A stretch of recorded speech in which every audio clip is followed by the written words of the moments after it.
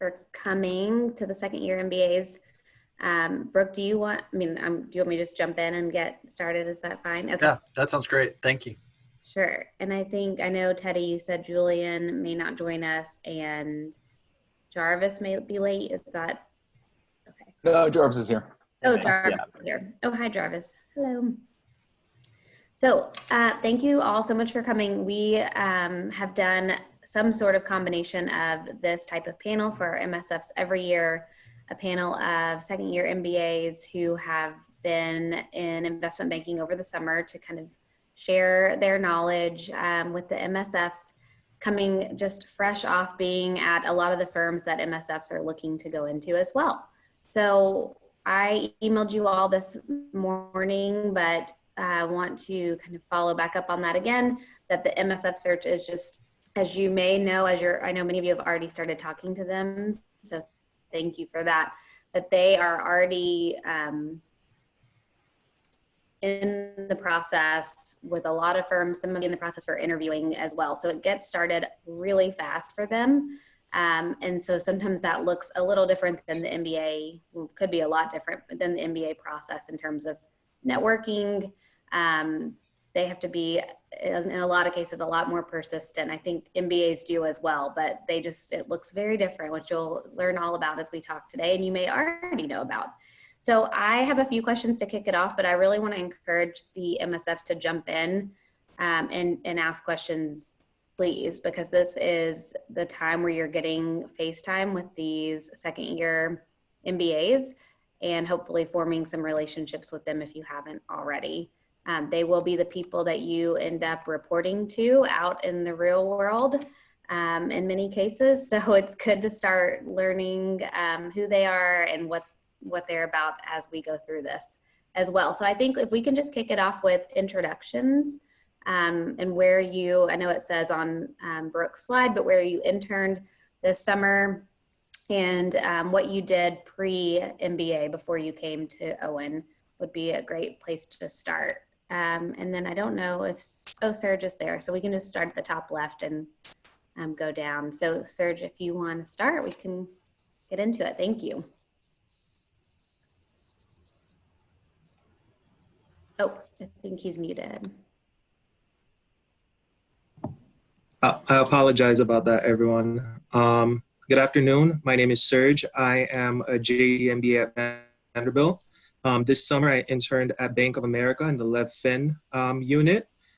Prior to coming to Owen, I was a bank regulator at the OCC. This summer was somewhat strange, as you all know. My internship got cut short from 10 weeks to 7, and we spent most of the time, well, all of the time working from home. So I'll pass it on to whoever's next. Eric. Yeah, I can go. Aaron Crum originally from Nashville, Tennessee. Interned at Jefferies this summer.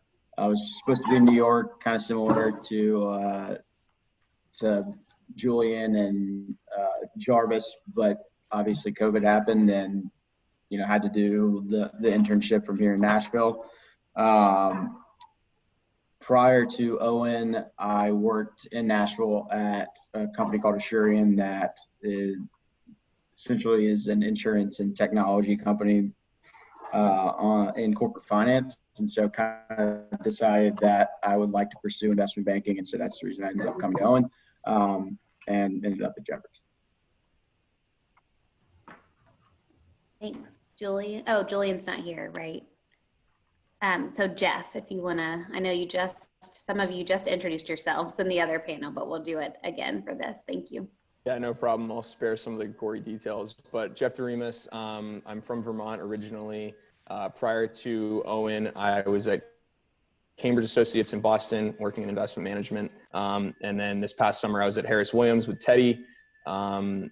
Same old story with the COVID thing. We were supposed to be in Richmond, ended up doing it remotely.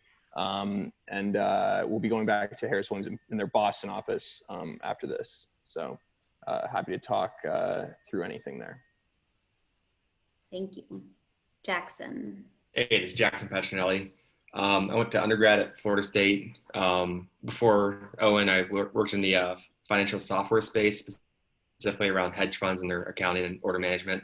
Came back to Owen to do IB also, like most everyone here. So this summer I was in Houston with Wells Fargo and their oil and gas group.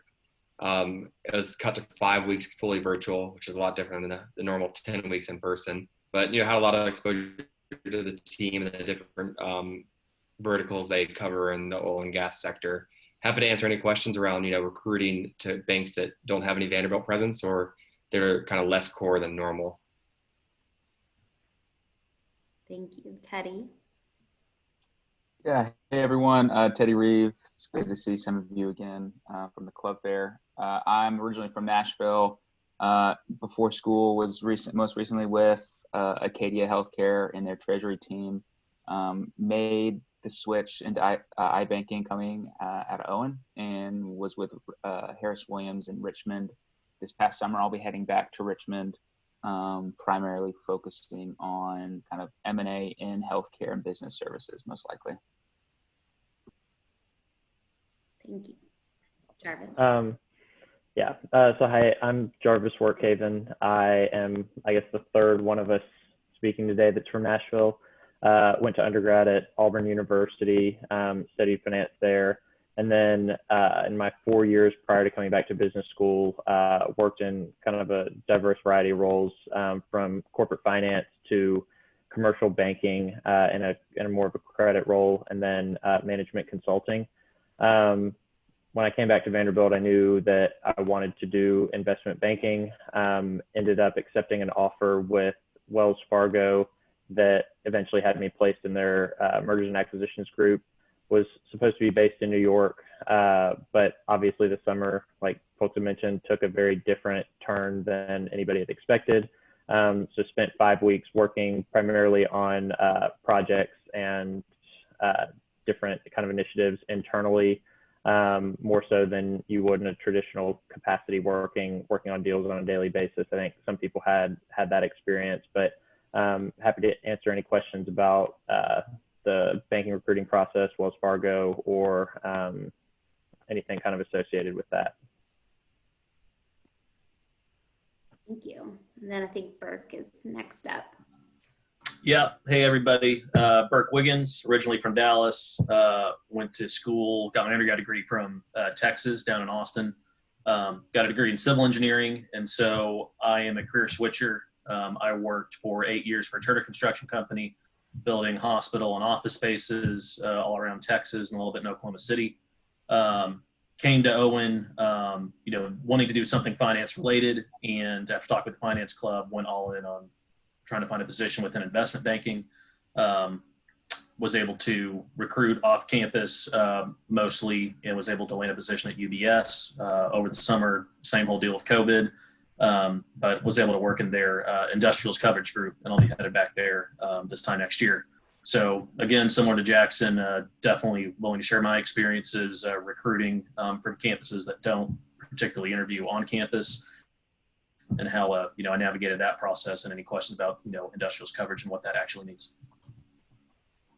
Thank you. So again, reminding the MSFs to jump in with any questions that you have as we go along. I think the first thing I would love to ask, and it's kind of the more obvious, straight to the point as far as MSFs go, would love to hear about your experience with networking and how it may have been different for you than what you did coming out of undergrad.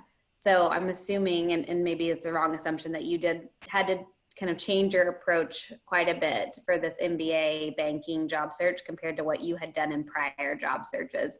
For MSFs, this is most of the time it's the first job that they're getting out of school, but some of them have worked before. Would just love to hear about that networking process for you all. Anybody can jump in first. Yeah, I can kind of give some insights there. I mean, the way that I approached it, and I think the second years when we were going through it did a really good job of kind of giving us instruction on how to do it, was once we had talked to second years and they felt comfortable with us reaching out and kind of gave our blessing, they would put us in contact with people that they had worked with and kind of at the lower levels, so the associates of the banks, some analysts in some cases, and then really kind of use every interaction you have with different banks and different people as, all right, I'm going to have a good conversation with this person for 15 or 20 minutes.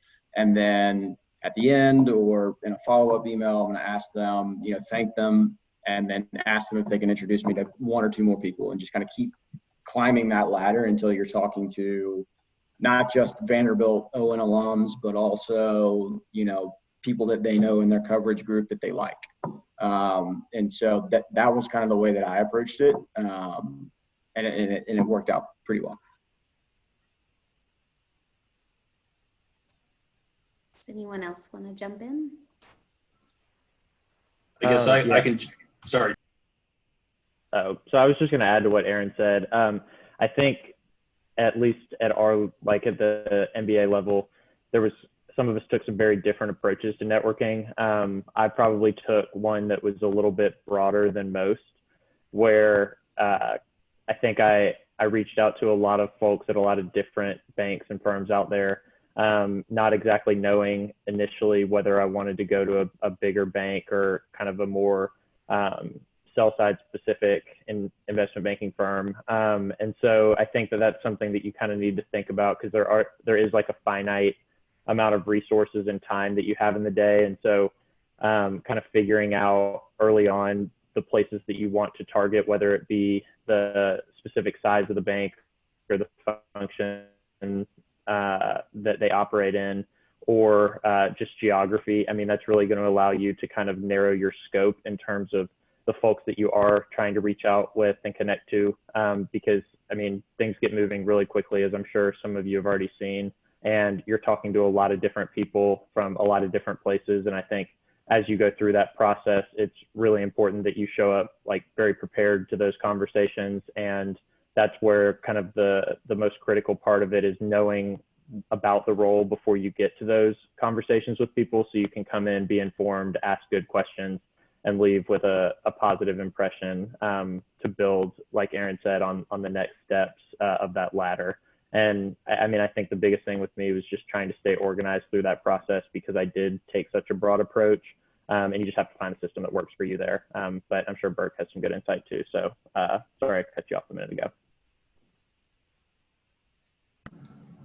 Yeah, I took I did a process similar to Jarvis, where I was focused on finding a position in New York City. And so didn't focus on banks that had any positions available only in Charlotte or Chicago.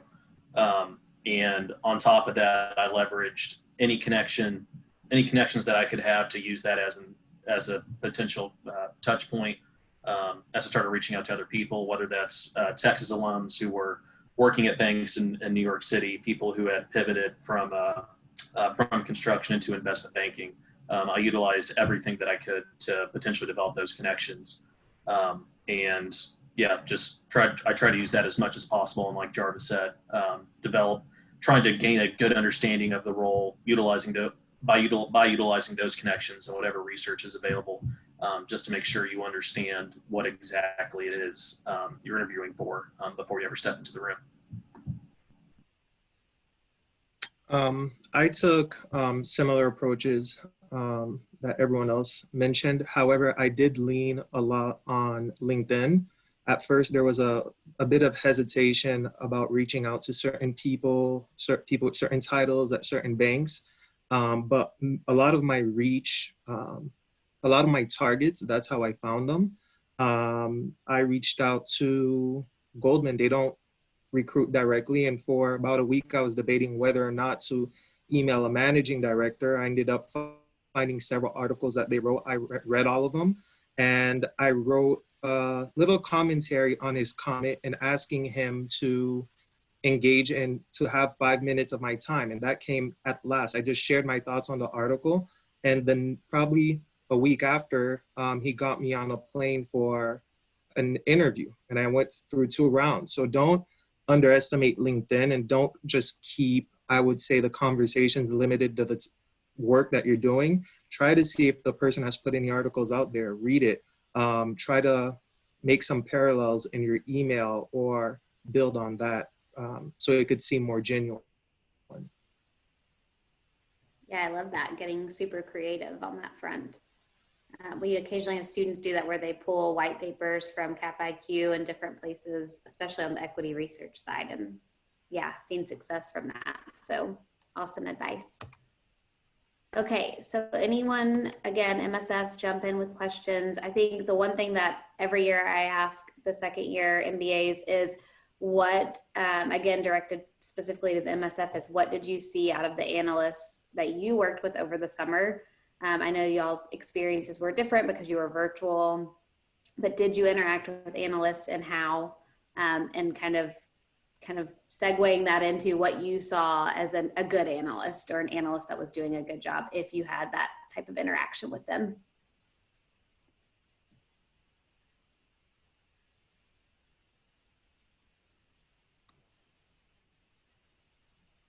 I guess I'll go again. Luckily at Jeffries this summer, they just kind of threw us to the wolves where we were working on live stuff. And so I got to work with like 5 or 6 analysts throughout the summer. And the ones that were super impressive were the ones who knew how to anticipate what the associates were going to ask for, and were not afraid to ask questions if they didn't know something. It's always fine to ask questions in these roles. It's when you have to ask them, 2-3 times that people start to be like, all right, come on. But the ones who were impressive and were kind of, you could tell we're going to move up, were those who were taking responsibilities away from the associate, so the associate can do the VP's responsibilities. And those were the traits that going in, whether or not you want to be in investment banking long term, the people who do, that's kind of what I saw and what I was told by some Vanderbilt connections. Like, that's how you move up and how you succeed in the role is taking things off people above you's plate, so that you can prove to them that one day you can do that role.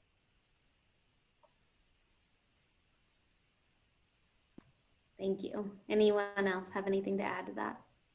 Interactions with analysts over the summer.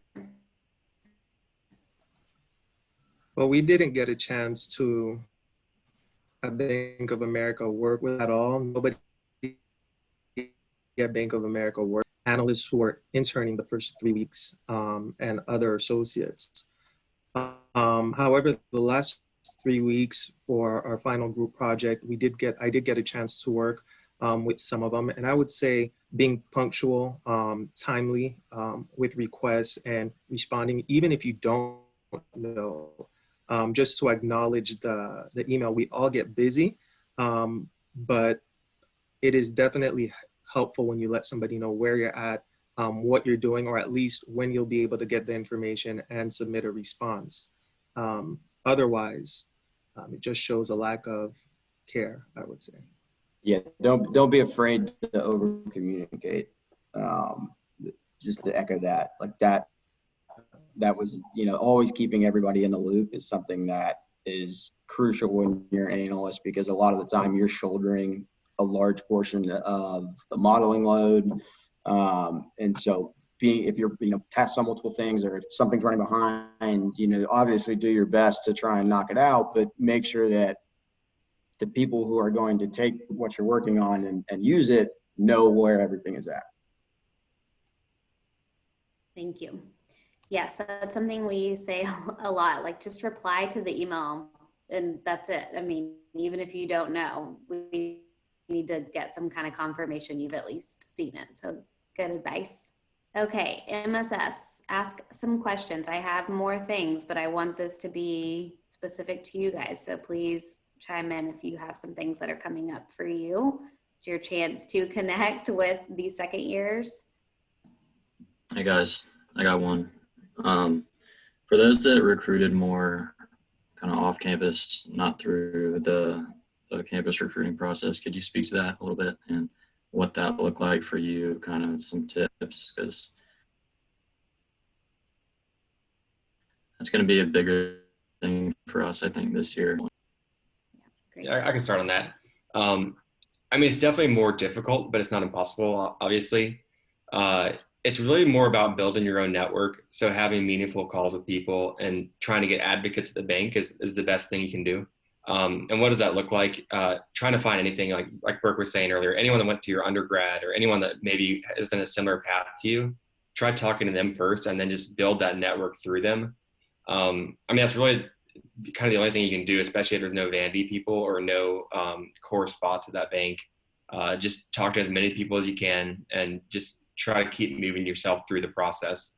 It's really going to be kind of on you. It's definitely a little more difficult, but I mean, it's doable. People do it every year and people are going to do it this year. So, I mean, just kind of put your head down and start talking to people.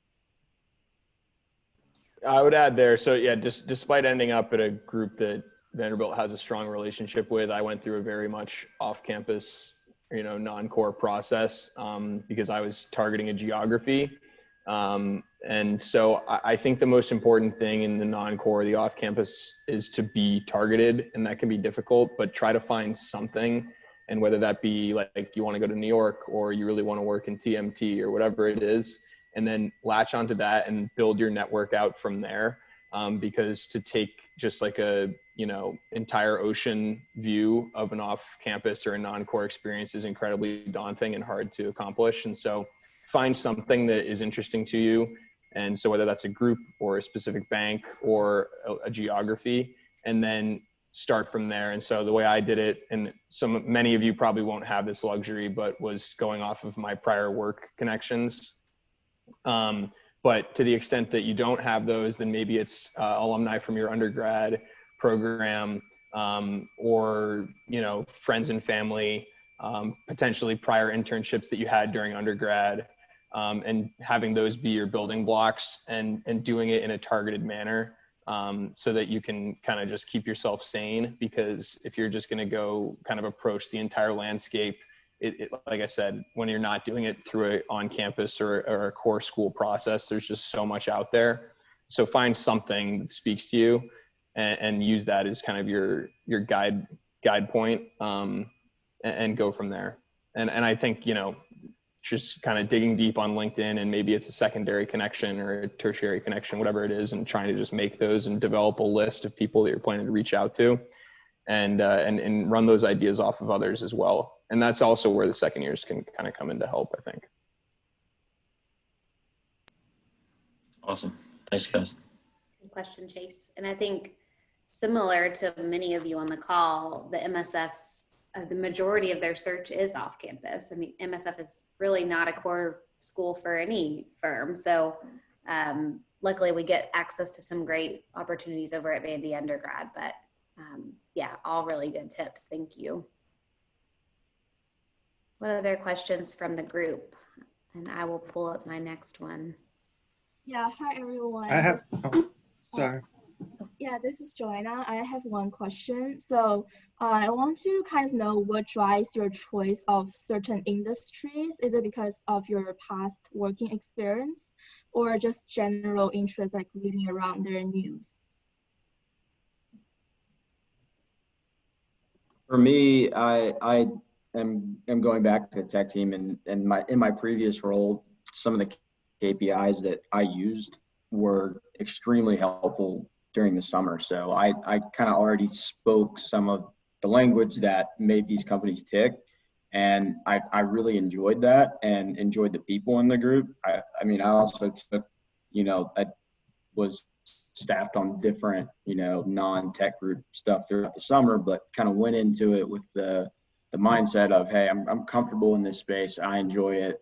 I like reading about it and learning about it. Like, I'm going to try and go for that. And so I was open to other places, but I felt that, that's already kind of a leg up there. So I might as well use it. I would say for that, through my experience, at first I was very much so not limited, but I had an area in mind when I first started. However, I would say stay open-minded, because some banks only will bring you on as a generalist, and they like to hear that you are open-minded and at least you show some interest in one or two areas, but you also leave the door open to let them know that you're here to learn and you are interested in breaking through the industry, and eventually your experiences will help you find a path. However, do research on the banks. I know Credit Suisse, for example, when you interview with them, you're interviewing, I think, with a specific area. With Bank of America, you pick 3 areas. With Goldman, you pick 3 areas. However, with RBC, for example, you just interview for a generalist role. So keep that in mind too, so you could tailor your pitch to whoever you're speaking to while you are recruiting. That's great. I have a quick question, Megan, kind of to throw into the mix if you don't mind. This isn't a glamorous question, but I think it's so helpful when starting off on sort of, and I know that the MSFs are further along in the process than MBAs, but can any MBA speak to something that you just totally bombed in terms of networking, just a major mistake that you were like, okay, learned something there, that one's dead. I think that's really helpful because basically something's going to go wrong. So if you can speak to that, it's maybe one less thing that they can, sort of think about as they're moving forward, because as we all know, it's like correspondence goes from this to this overnight, and it feels like you're drowning. And I'm describing something that I've never experienced. So I think you guys can speak to that more. Question. Thanks, Heather. I mean, I started recruiting very early on, before even my first court val. I had my first, I would say, super day in the first week of court val, and I never took an investment banking course, and I didn't do that much research into the 400 questions, and I definitely bombed that interview. But that definitely allowed me to think about what types of questions they ask. And it wasn't my target place, but it definitely was good practice. So by the time I got to places I was interested, if you go somewhere and it doesn't work out, just keep in mind that it prepares you for the next interview, and you become much more comfortable with it. I was very tense, very anxious at the first one, and it showed. And after that experience, you kind of shake it off and move on and don't think about the past. That's a good And there's one. always going to be something that you're going to be asked that you may not know. At least try to give a intelligent answer to it. And if you don't know, in your attempt, just be honest and say you haven't thought about that. That's good. Anybody else? Yeah, so for me, my first interview was with Wells, and I was really focused on Wells and Jeffries. Those were the 2 that I was like, all right, I'm going to focus on these guys first, and then kind of spread out after that. And I went into the interview confident and way too casual. Like, I was not put together. I was not as buttoned up as what they were looking for, and I tanked it. And my Jeffries interview was like 2 days later. So I was a little bit worried, but it's the first one is never going to go exactly the way you want it. It's like, okay, what could I have done better there? And you just got to pick it up and do it next time. Had I not had that experience that didn't go as well, there's, my next one would not have been near as good. So, when you're going through it, know that it's going to happen. You just got to keep your head up and keep moving. Anybody else have a great story? Burke? Yeah, you learn to grow really thick skin, and my suggestion, like Jeff talked about, once you figure it out, if it's a location, if it's a group that you're trying to focus on, you've got to give yourself as many chances as possible. So don't throw in an app at Goldman, throw in an app anywhere else where you think you might have something that might not be that you might think is a reach, or might not be something you'll take. You don't want to limit yourself that way. You want to apply as many places as possible and cast as wide a net as possible. But yeah, you definitely learn to grow thick skin. I interviewed 3 times on campus, got 3 no's 3 days in a row, and that really sucked, but had to pick myself up and keep on moving, and didn't stop until I got something in writing, for an internship. So, you're definitely going to have setbacks. Just don't let them become roadblocks. You just got to keep plugging along and keep casting a wide net, and, definitely be resilient throughout the whole process. Great advice, Burke. There's a lot of those no's. We always say you just need one yes. So thanks for that. All right, MSFs or any other MBAs that want to chime in on Heather's question, which was awesome. All right, MSFs, do y'all have questions you want to ask as you're thinking? Oh, good. Hello. Hi, everyone. I'm Frank Spata. I'm an MSF here. And I'm a career switch. So I did 2 internships in asset management. And for investment banking, I kind of know what motivates me. And what I learned in asset management was that it was a bit slow for me. And I'm just early enough in my career where I feel like I want to be in investment banking. I was wondering how you guys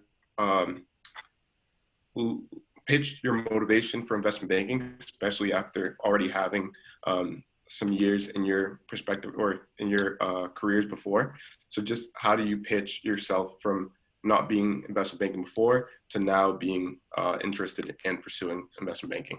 So I guess kind of your stories. Sure, I'm happy to jump in on this one. So mine was all about figuring out like what did I do in my previous job that made me interested in something that's going to be relevant in this new job. And so for me, I got exposure to like the corporate development side of things at my previous job. And I kind of really sold my story around how I enjoyed that part of the job and sort of like, this is what I wanted to be doing full time, not just part of the time. And so for you, maybe like figuring out like, oh, you got to work on a certain client, or you did something that kind of showed you like, oh, this is what I could be doing. This is why I'm now choosing to go into investment banking. I think, asset management is close enough. I think you'll have a lot to talk about that's relevant. So I wouldn't sell yourself short there. I would just kind of find like those 2 or 3 things and really line those up either on your resume or in your cover letter or something like that, that you really want to hit in your story. Is like, hey, these are 2 things that I did in my last job that are why I'm doing this now. One thing I did in mine is I was in bank regulation before, but in addition to what Teddy says he did, I basically described, in a very objective way what I didn't like about what I was presently doing and why I felt that investment banking would help me overcome that, and basically say that the things that were lacking at my old job are present here. And I was very specific apart from saying working under pressure and being vague on what it is that you find appealing. Be very specific as possible and give examples, because examples always makes your story credible.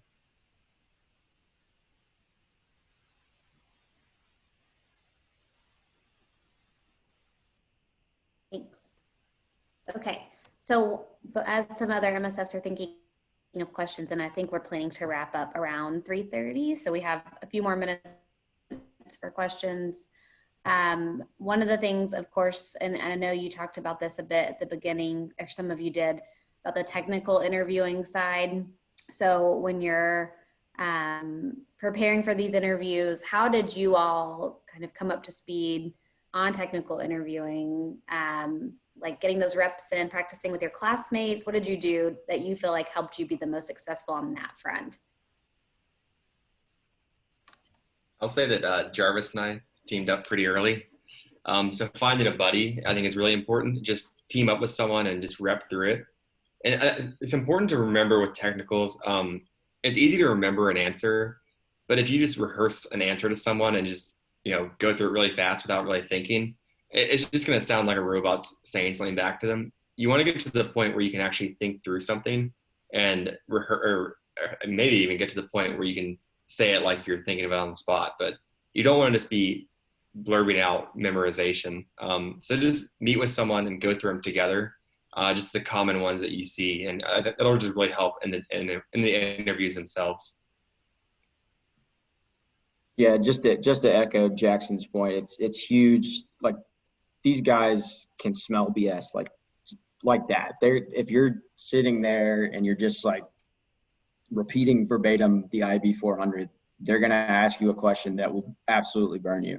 So find a group of people that can hold you accountable to learn the technicals, like set some time up, once a week. I mean, I don't know what like y'all's recruiting timeline is. I know it's faster than MBAs, but find a schedule that works for you to not only just go through the questions because that's important, but try and understand the concepts. And it really helps to have, a couple people that you can meet with if you're in groups and classes and stuff like that, and they're going into IB2. Find people that hold you accountable and can help explain things that you may not, know by just reading it. Yeah, another resource I would use for you all, I mean, there's some people that have gone through interviews in your class. I would really lean on them and sort of ask them what the process was like. On our end, a lot of the questions were the same. Even if we interviewed on like different days, had super days on different days, a lot of the questions were similar. So it would help if it certainly helped me to kind of understand what was coming. I would leverage kind of your classmates kind of as a buddy, but also kind of leverage the ones who have gone through and landed a job or interviewed at places that you're interested in as well. I mean, I would say after doing what everyone just said, don't hesitate to reach out to any of us on this call. You get something lined up and want to go through a technical interview. Any of us be more than happy to put some questions together and really try and crank up the pressure to get it to a point where it feels as much as a real interview as possible. So we definitely want to help y'all out and see y'all succeed. So don't ever hesitate to reach out to us. One thing I would like to add, I'm not sure if I got a chance to touch on it, but which was very important, and one of my recruiters actually brought it up, is while you're recruiting while you're trying to recruit or get people on the line, make sure try to make your email grammar free. Pay attention.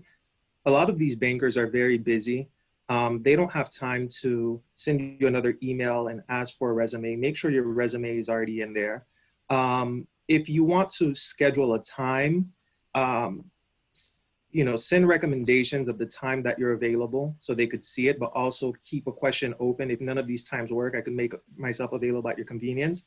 Once they respond, I would try to respond to them within 2 hours. I wasn't letting emails just hang around in my inbox till 24 hours. By the next day, the person may not even pay much attention to it. So I would always do that because it really shows that you're punctual. It really shows that you're committed and you're interested and you're not waiting when it's convenient for you to respond. Hey, Serge, I want to follow up on that a little bit. Our general advice, and I've always give the disclaimer, you will find alumni that disagree with me, but in general, I find that attaching the resume on the first outreach is presumptuous. And in general, I get more negative feedback from alumni than positive. So I'd love to hear this is a really common question I get from MSFs too. But then every year I'll have a couple of alumni that say, tell them they need to attach it on the first email. So I'd love to hear what you all experienced in regards to what Serge just mentioned.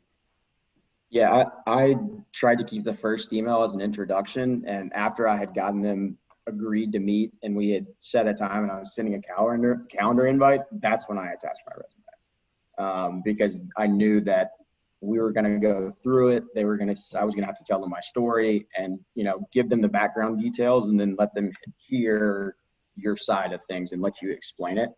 But generally those things happen fast enough that it's not a big deal. And maybe it makes more sense if it's not, somebody that is an Owen connection and you're just kind of reaching out and going for it to attach the resume. But that was kind of my strategy of how I handled it. Just to add on that. So when I went to conferences and let's say I met somebody and they gave me their card, within 2 hours after my meeting, I would respond to them. They say, hey, just send me an email just so they know who I am. I would just briefly touch on what we spoke about and attach the email and attach the resume on there. It would depend on who I met. If it was just a blind introduction, I would probably take the same approach that Aaron took. But if I met the person at either a conference or somebody introduced me to them, I would have already attached it in my intro email. Thanks. Yeah, that's great advice. It makes a lot of sense that you had met them, and like I said, I get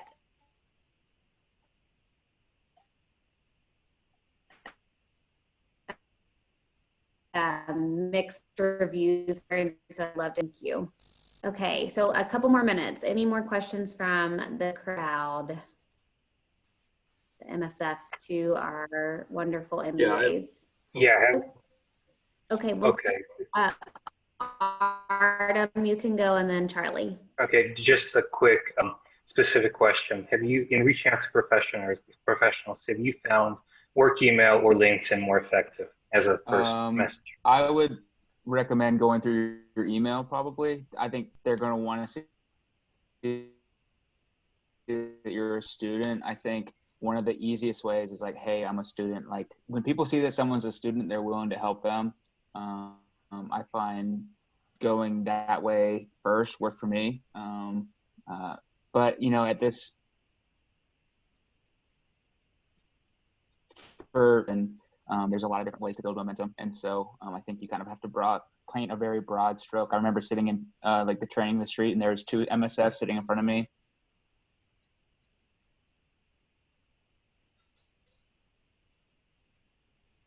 And I saw for sending them behind. And so I don't know if Megan wants you all to do that, but I think it's really important to kind of build momentum any way that you can. Yes. Make sure in your email subject line you either hint at you being like that's huge, because these guys are getting emails all day. As long as you mention that, hey, I'm a student at Vanderbilt, I would love to talk. Loop that into the subject line of your email, and it'll make it much more likely that they'll actually respond. Yeah, I'm glad you mentioned that subject line, Aaron, because I don't think I've addressed that with this year's class. So for those on the call, and I should send an email reminder, a lot of times Vanderbilt MSFs will put Vanderbilt MSF to a non-MSF alum in the subject line, and people don't know what an MSF is always. So making sure that you're only using that language with people who have also been in your shoes, and instead switching over to that Vanderbilt student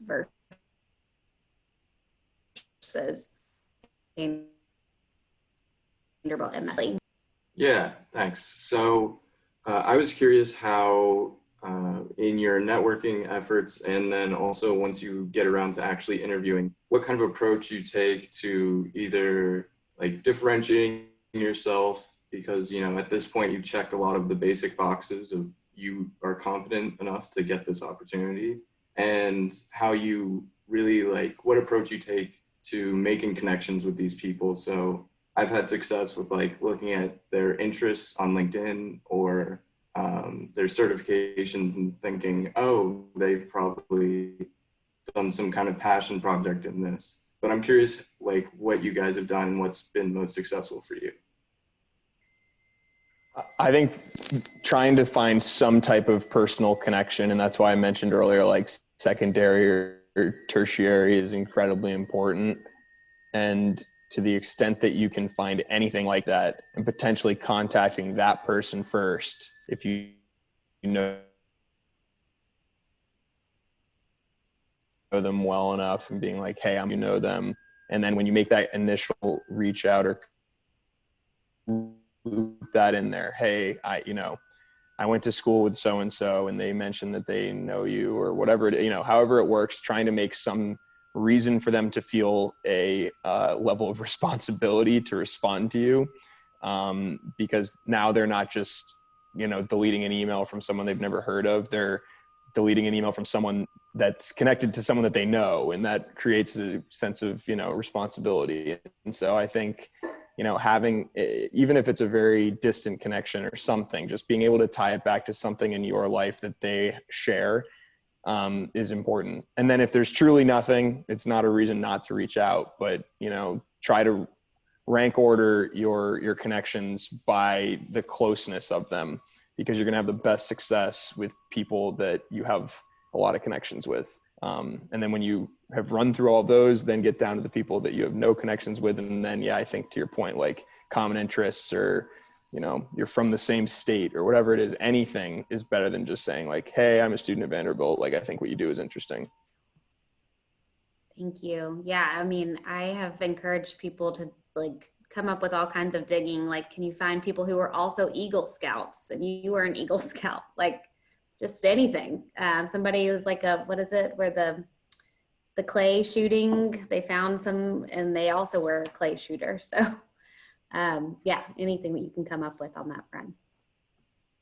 Yeah, and I think kind of the last thing with that would just be a lot of this comes down to kind of when they're making the decision, they'll go around a table and just be like, who all has spoken to this person and who all has like had a meaningful connection. So like the way that you could differentiate yourself is just having spoken and had a meaningful conversation with anybody and everybody at the bank. Like say you want to work at a certain group at a certain bank, like to have spoken to everyone analyst to MD.